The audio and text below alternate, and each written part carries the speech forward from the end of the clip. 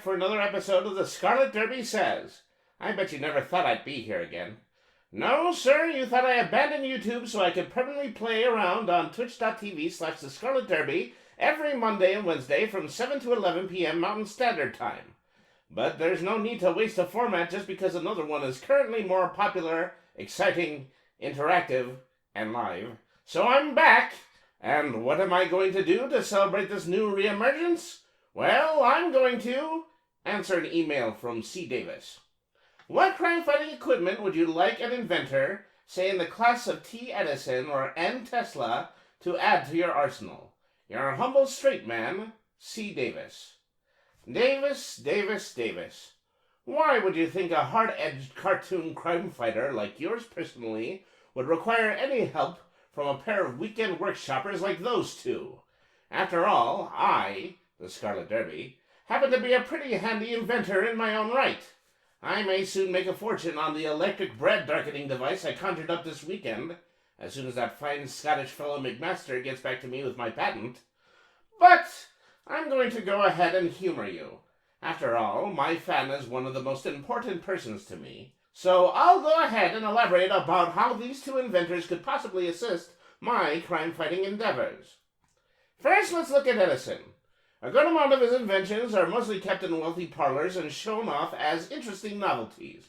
I can't imagine something as hilarious as the voice-recording telegraph or the motion picture camera ever aiding in a sophisticated criminal investigation. However, his long-lived research on the technology of the phonograph has been instrumental in my evil-thwarting endeavors. I have spent a pretty penny updating this very studio from the Marconi standard to include inputs for Edison's ingenious telephonographic microphones. Significantly, I've run a line from my secret lair directly to the Chief Constable's office, through which several parties of people can communicate through a microphone with several other parties at the same time, creating a simultaneous communication between two parties. I'm still working on the name of that. I think I'd like to call it the lots of people talking at the same time line. I'm also quite interested in his attempt to contain electricity for temporary charges of long periods of time using a device he calls the battery. I have one in my lab that I occasionally experiment with, but sadly it runs out of juice way too soon before it can be of any effective use. And now, let's talk about Tesla. I have to admit he is also a very brilliant individual, particularly as a marketer and proponent of the alternating current form of electricity. It is everything that Edison's DC modules are, only done dirt cheap. However, his research has hindered the progress of civilized society in one very unfortunate manner: the plans for the death ray. Now, I prefer not to deploy the use of firearms in crime fighting. That is a personal choice.